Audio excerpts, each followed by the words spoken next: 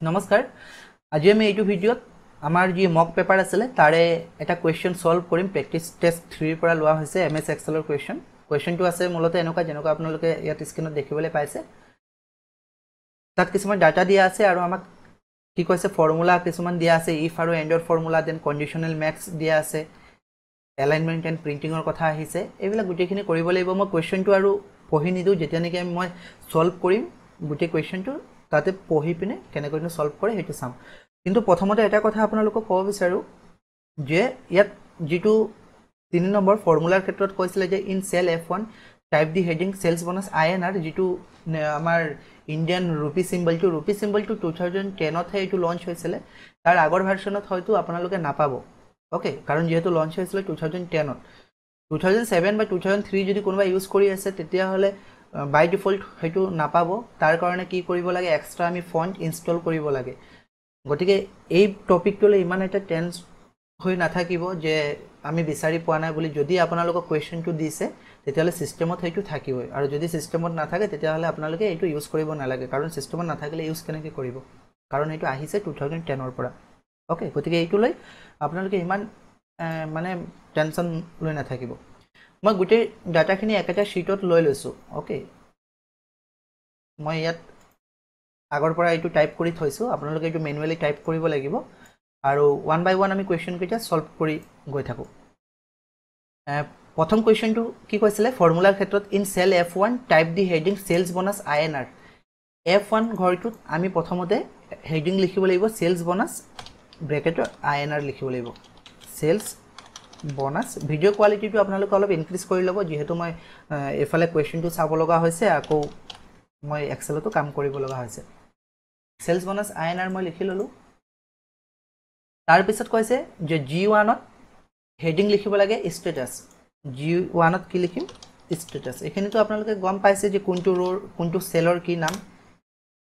status লিখিলো okay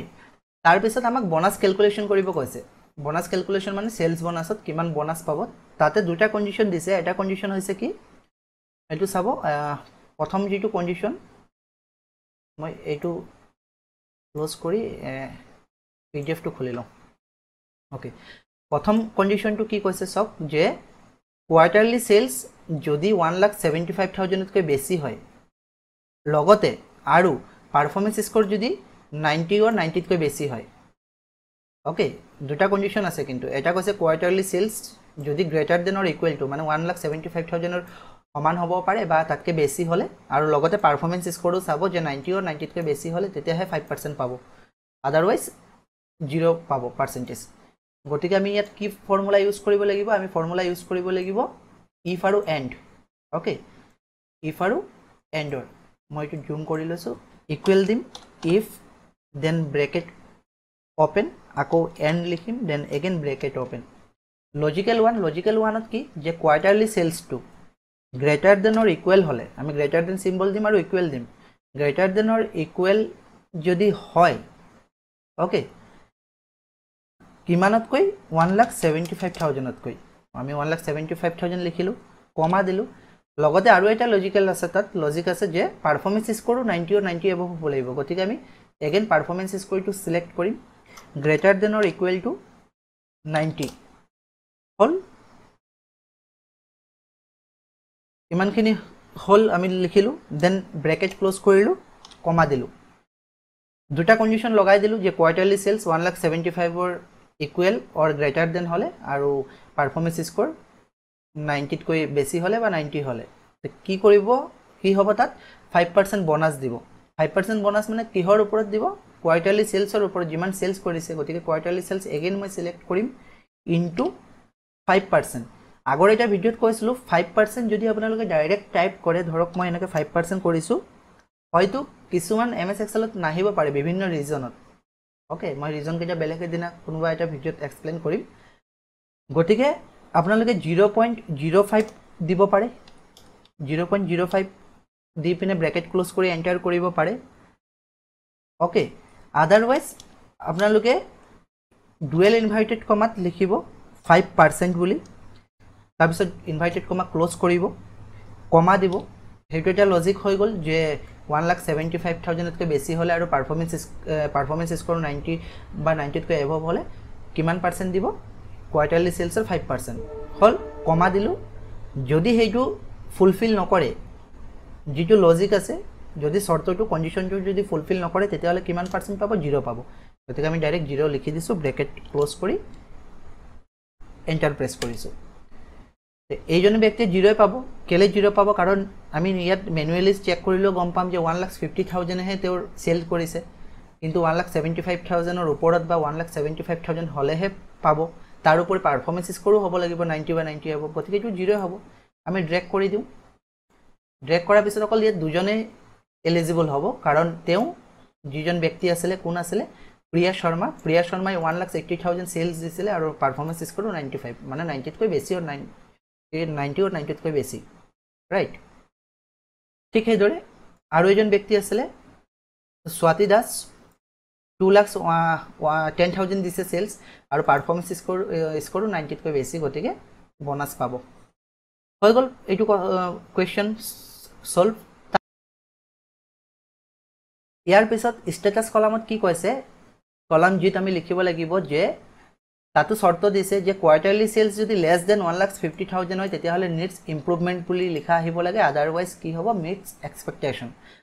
অর্থাৎ 1,50,000 কৈ লেস দেন হলে আমি নিডস ইমপ্রুভমেন্ট লিখিব লাগিব আৰু যি সকল নেকি 1,50,000 কৈ লেস নহয় আপত আছে তেওঁলোকৰ মিটস এক্সপেক্টেশন লিখিলে হল এগেইন আমি স্ট্যাটাসত কৈ ইকুৱেল দিম ইফ ফৰ্মুলা ইউজ কৰিব লাগিব ব্ৰ্যাকেট ওপেন কৰিম কোয়াৰ্টাৰলি সেলসৰ কথা কৈছে গতিকে আমি কোয়াৰ্টাৰলি সেলস কত আছে D2 ত আছে সিলেক্ট কৰিলো less than 1,50,000 কৈছে ৰাইট 1,50,000 সিলেক্ট কৰিলো সিলেক্ট কৰাৰ পিছত কমা দিলো কমা দিয়াৰ পিছত যদি ভ্যালুটো ট্ৰু হলে কি লিখা ওলাব লাগে নিডস ইমপ্ৰুভমেন্ট ৰাইট তেতিয়াহলে আমি ম্যানুয়ালি এটো টাইপ কৰো needs improvement okay bracket inverted comma close comma যদি এটো ভ্যালুটো ফলস হয় তেতিয়াহলে কি লিখিব লাগে again inverted comma meets expectation right expectation then আমি ইনভার্টেড কমা ক্লোজ কৰিলো তাৰপিছত ব্ৰ্যাকেট ক্লোজ কৰি এন্টাৰ কৰাৰ পিছত মিটস এক্সপেক্টেশন আছে কাৰণ কোয়াৰ্টাৰলি সেলস 1,50,000 তকৈ কম নহয় আমাক অকল কোৱেশ্চনটো সেইটোৱে কৈছিলে যে quarterly sales two less than কৈছে ইকুৱেলৰ কথা কোৱা নাই মানে 1,50,000 তকৈ কম হলে নিডস ইমপ্রুভমেন্ট তো তেউটো কম নহয়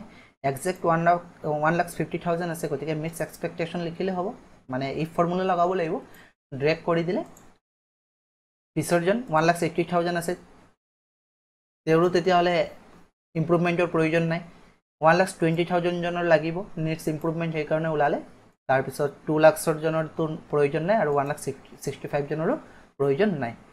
গতিকে জি কলামটো ইমানতে শেষ হল তাৰ পিছত কৈছে in cell A8 type average performance score মই তো কপি কৰি লৈছো ম্যানুয়ালি এনি টাইপ কৰিব লাগিব A8 ত টাইপ কৰিব লাগিব এভাৰেজ পাৰফৰমেন্স স্কোৰ আৰু in cell E8 calculate the average of all performance score values মানে A8 ত আমি হেডিংটো লিখিব লাগিব এতিয়া A8 কোনটো হ'ব মই যদি ইয়াত ডাইৰেক্ট ইমান বিচাৰিব নালাগে ওপৰত A8 বুলি লিখি এন্টাৰ কৰি দিবা আহি যাব এই ঘৰটোত লিখিব লাগিব কি এভাৰেজ পাৰফৰমেন্স স্কোৰ আৰু লগতে কৈছে E8 ত হেতু এভাৰেজ পাৰফৰমেন্স স্কোৰ উলিয়াব লাগিব E8 কোনটো এগেইন মই ইয়াত E8 লিখি এন্টাৰ কৰি দিছো এই ঘৰটোত E8 ত এভাৰেজ পাৰফৰমেন্স স্কোৰ লিখি উলিয়াবলৈ হলে ইকুৱেল দিম ইকুৱেল দিয়াৰ পিছত মই তো জুম কৰি দিছো E8 ত ৰাইট পাৰফৰমেন্স স্কোৰত কৈছে আমি E8 সিলেক্ট কৰিলো ইকুৱেল দিলো এভাৰেজ ফৰ্মুলা এভাৰেজ আমি লিখিলো ব্ৰ্যাকেট ওপেন দেন গুটেটো ড্ৰেগ কৰি দিলো ড্ৰেগ কৰাৰ পিছত ব্ৰ্যাকেট ক্লোজ এন্টাৰ অৰ্থাৎ এভাৰেজ কিমান 85.6 ওকে দেন কি কৈছে in cell A9 type maximum sales আৰু D9 ত কৈছে calculate the maximum value from quarterly sales A9 ত আমি ম্যাক্সিমাম সেলস বুলি লিখিব লাগিব A9 আৰু D9 ত হেতু ম্যাক্সিমাম ফর্মুলা লগাই উলিয়াব লাগিব A9 ত মই লিখি লওঁ ইয়াত A9 বুলি কোনটো ঘৰ এইটো ঘৰত আমি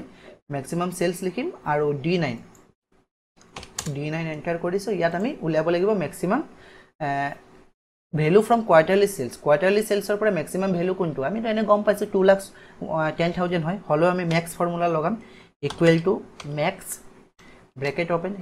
এইবিলাক ফৰ্মুলাটো নিশ্চয় আপোনালোকে জানে মিনিমাম ম্যাক্সিমাম হেবিলাক ড্ৰেগ কৰিলো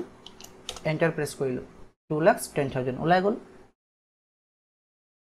এইটোৱে কৈছে দেন ম্যাক্সিমাম হৈ গল গুটেকিটা আইএনআৰত লিখিব লাগিব মানে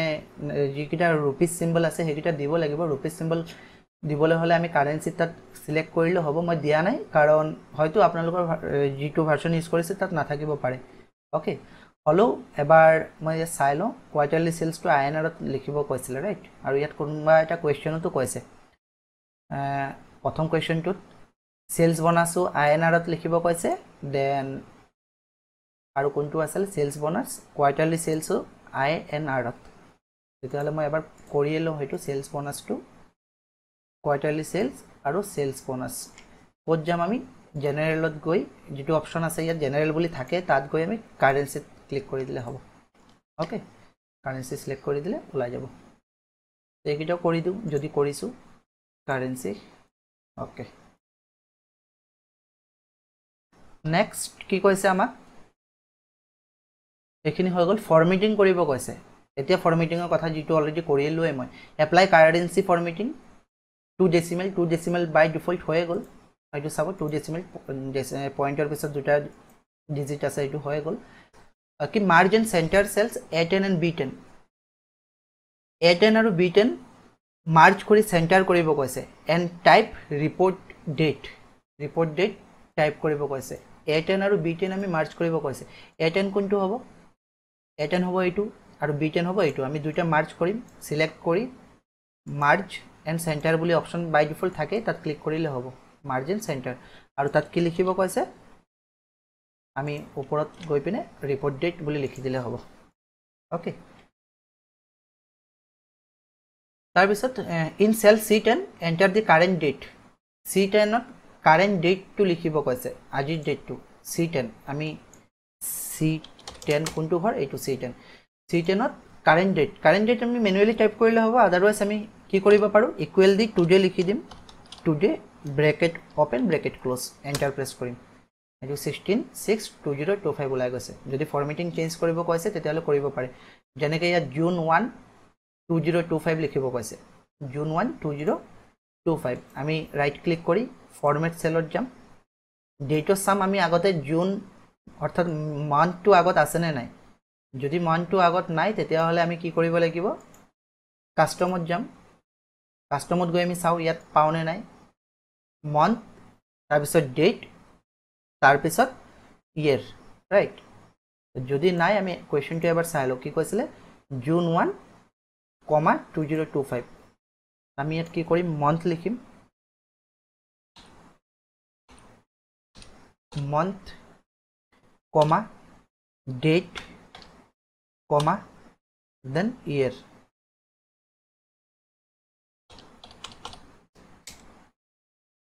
হৈ গল জুন 16 2025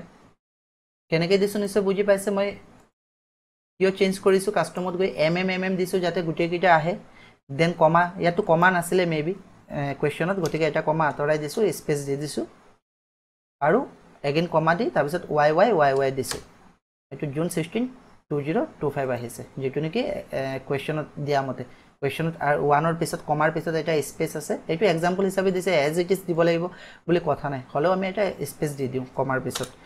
কাস্টমাৰ গৈ এটো চেঞ্জ কৰি দিব পাৰিব ওকে হৈ গল তেতিয়াহলে আপোনালোকে ম্যানুয়ালি টাইপ কৰিব পাৰে আদাৰৱাইজ টুডে ফৰ্মুলা লগায়ও কৰিব পাৰে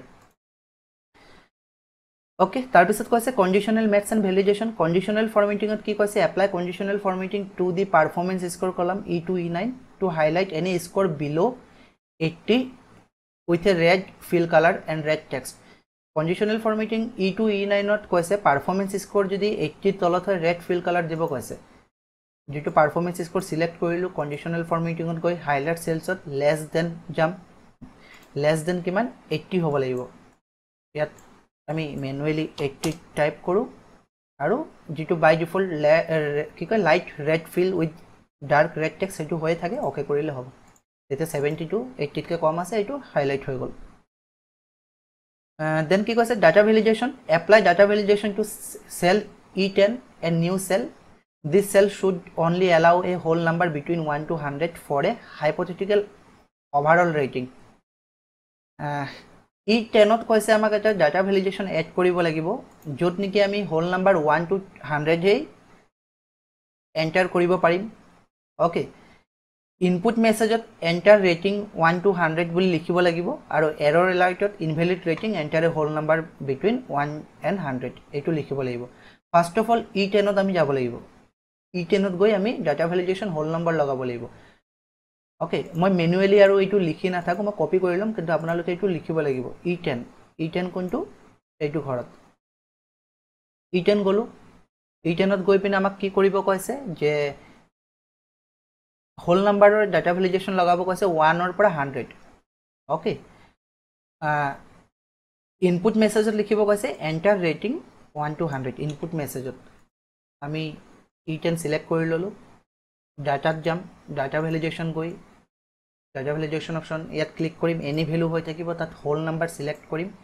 whole number minimum kiman koisile 1 aru maximum 100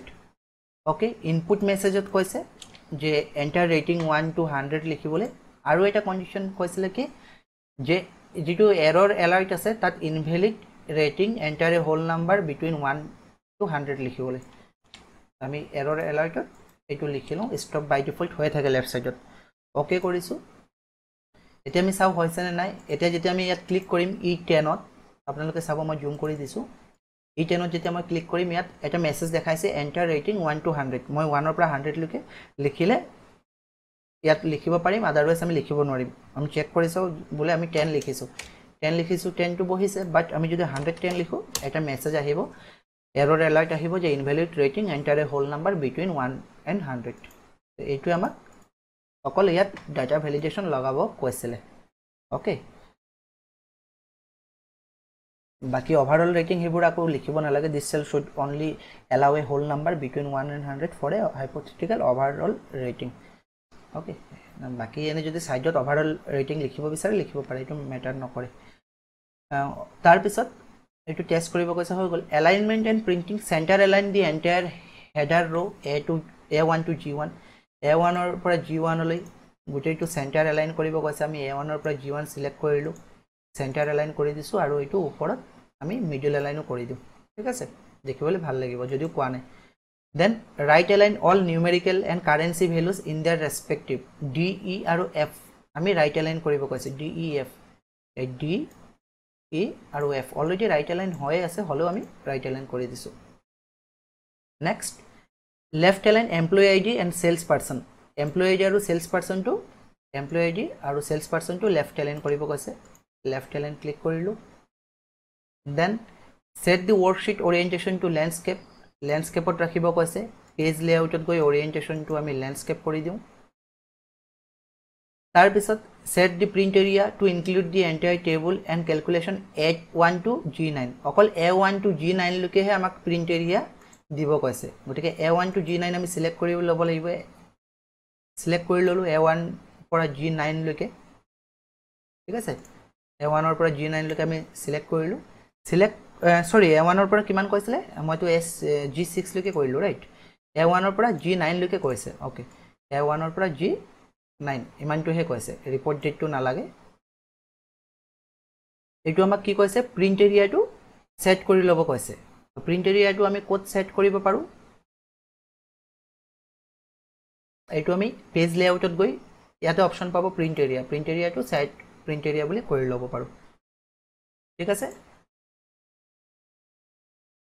তাৰ পিছৰ কোৱেশ্চনটো কৈছে set a custom footer that includes prepared by your name on the left side এটা ফুটাৰ লগাব কৈছে কাস্টম ফুটাৰ আৰু লেফট সাইডত লগাব কৈছে prepared by your name prepared by লিখি নিজৰ নাম লিখিব লাগিব এটো আমি কোড যাম পেজ লেআউটত যাম পেজ লেআউটত গৈ পেজ সেটআপৰ যেটো ডায়লগ বক্স খোলে এটো ৰাইট কৰ্নাৰত মই ক্লিক কৰিম ইয়াত হেডাৰ এণ্ড ফুটাৰ অপচন আহিব কাস্টম ফুটাৰত যাম আমি ডাইৰেক্ট ইনসাইটত গৈ ফুটাৰত না যাম আমি পেজ সেটআপত গৈ কাস্টম ফুটাৰত যাম আৰু left সাইডত prepared by your name to নিজৰ নামটো লিখি দিব মই মোৰ নিজৰ নাম লিখি দিছো ৰাইট লগতে আৰু এটা কোৱেশ্চন এইটো কোৱেশ্চন হে বেছিকৈ ডাউট আছিল যে ৰাইট সাইডত কি লিখিব কৈছে ৰাইট সাইডত একচুয়ালি যেটো আছে এজ ইট ইজ লিখি দিব লাগে এইটো এটা ফৰ্মুলা হে হয় ওকে ৰাইট সাইডত পেজ এন্ড তাৰপিছত ব্ৰেকেটত যেটো স্কয়াৰ ব্ৰেকেটত পেজ লিখি অফ এন্ড আকৌ স্কয়াৰ ব্ৰেকেটত পেজেস লিখিব লাগে এটো এজ ইট ইজ আপোনালোকে ম্যানুয়ালি টাইপ কৰি দিব মই ইয়াত কপি কৰি লৈছো আৰু ইয়াত ৰাইট সাইডত লিখি লৈছো ঠিক আছে ৰাইট সাইডত লিখি লৈ ওকে কৰিম আকৌ এবাৰ ওকে কৰিম ইয়াত আপোনালোকে একো দেখি নাপাব কিন্তু প্ৰিন্ট সেটআপত হে এটো ওলাব তাৰ পিছত এটা কোৱেশ্চন কৈছে যে ensure the worksheet is scale to fit 1 page wide by 1 page tall ওয়ার্কশিটটো আমি 1 পেজ ওয়াইড আৰু 1 পেজ টলত ফিট কৰিব কৈছে প্ৰিন্টিংৰ কাৰণে এটো আমি কোড পাম এগেইন আমি পেজ লেআউটত গৈ পাম পেজ লেআউটত যেটো স্কেল টু ফিট আছে তাত উইডথ আৰু হাইট আছে এটো উইডথ টু 1 পেজ ক্লিক কৰি আৰু হাইট টু 1 পেজ ক্লিক কৰি দিলে হ'ব ঠিক আছে তাৰ পিছত ডিজিটাল প্ৰিন্টিং নালাগে বুলি কৈছে হলেও আমি এবাৰ প্ৰিন্ট প্ৰিভিউ চাইলো আৰু হেকত এটো সেভ কৰিব কৈছে এটো সেভটো গম পাইছে আমি এবাৰ জাস্ট প্ৰিন্ট প্ৰিভিউটো চাইলো প্ৰিন্ট প্ৰিভিউ আমি কোড চাম ৰাইট সাইডত কৰ্নাৰত আমি চালেও হ'ব ক্লিক কৰিলে হ'ব পেজ ব্ৰেক প্ৰিভিউ যেটো এটো ক্লিক কৰিছো এবাৰ জুম কৰিলো তো জুম কৰিলে চাব পেজ 1 বুলি আছে গুটেকিটা আহি যাব ওকে মই আকৌ নরমাল ভিউত গৈছো এতিয়া মই কন্ট্ৰোল পি কৰি চাও কন্ট্ৰোল পি কৰিলে চাব যেটো মই কৈছিলো যে এটা ফৰ্মুলা লগাইছিলো কাস্টম ফুটাৰত তো মই লেফট সাইডত প্ৰিপেয়াৰ্ড বাই এটো মোৰ নাম লগাইছিলো আৰু ৰাইট সাইডত সব পেজ 1 অফ 1 বুলি আহি গৈছে নিজে নিজে কাৰণ তাতে এটা ফৰ্মুলা লগোৱা হৈছিল আৰু এই ফৰ্মুলাটো মানে এইটো কাম কৰে যে পেজ 1 অফ 1 বুলি এনেকে লিখা থাকিব যদি 5 পেজ থাকে টোটাল 5 পেজ তেতিয়ালে পেজ 1 অফ 5 এনেকে লিখা থাকিব এইটো ফৰ্মুলা গতিকে গুটে কোৱেশ্চনটো এইটো আছিল সলিউশন বিশেষকে এইটো কোৱেৰি হে বেছি আহিছিল যেটো 1 পেজ ওয়াইড আৰু 1 পেজ টল আৰু যেটো ফৰ্মুলা এইটো page and square ব্ৰেকেটত page of and আকৌ স্কয়াৰ ব্ৰেকেটত পেজেস এইটো ফৰ্মুলাটোৰ কাৰণে আহিছিল যে আমি কি কৰিব লাগে আই হোপ এতিয়া আৰু ডাউট না থাকে তাৰ পিছতো যদি কিবা আপোনালোকৰ ডাউট থাকি যায় তেতিয়ালে কমেন্ট বক্সত জনাই দিব বাকি ভিডিওটো কেনেকুৱা পাইছে জনাবলৈ নাপাহৰিব যদি চেনেলটো সাবস্ক্ৰাইব কৰি থকা নাই কৰি লব যাতে নটিফিকেশনটো পায় কিবা ভিডিও আপলোড দিলে ঠিক আছে আৰু নটিফিকেশন বেলটো তাৰ কাৰণে ক্লিক কৰি থব লগতে জনাব বিচাৰো যদি আপোনালোকে প্ৰেক্টিস পেপাৰ বিচাৰিছে আৰু বেছি সময় নাই আজি 16 তাৰিখ হলে এডিআৰ স্কিল টেষ্টৰ কাৰণে যদি প্ৰেক্টিস কৰিব বিচাৰে মক পেপাৰ বিচাৰিছে তেতিয়া হলে আমাৰ ইয়াত উপলব্ধ আছে মিনিমাম এটা প্ৰাইস পে কৰি আপোনালোকে প্ৰেক্টিস পেপাৰ পাব 23 টা সেট লগতে যিকিটা ক্লাস কৰা হৈছে ইউটিউবত এই গুটেকিটা এক্সেল শীট যদি আপোনালোকে বিচাৰে তেতিয়া হলে টেলিগ্ৰাম চেনেলত জয়েন কৰি লব টেলিগ্ৰাম চেনেলৰ লিংক ডেসক্ৰিপচনত দিয়া হৈছে আদাৰৱাইজ rj_অধ্যয়ন হেতু সাৰ্চ কৰিলে ওলাব টেলিগ্ৰামত মই অলৰেডি গুটেকিটা এড কৰি থৈছো আৰু তাৰ পিছতো যদি কিবা থাকি গৈছে এড কৰিবলৈ ক্লাস একিটা আপোনালোকে মোক জনাব কমেন্ট বক্সত এই গুটেকিটা টেলিগ্ৰামত এড কৰা আছে এটো Gantt chart salary sheet compound interest lookup all count formula sum if এইবিলাক ওকে ঠিক আছে তেতিয়াহলে আজি ভিডিওটো ইমানতে থৈছো ধন্যবাদ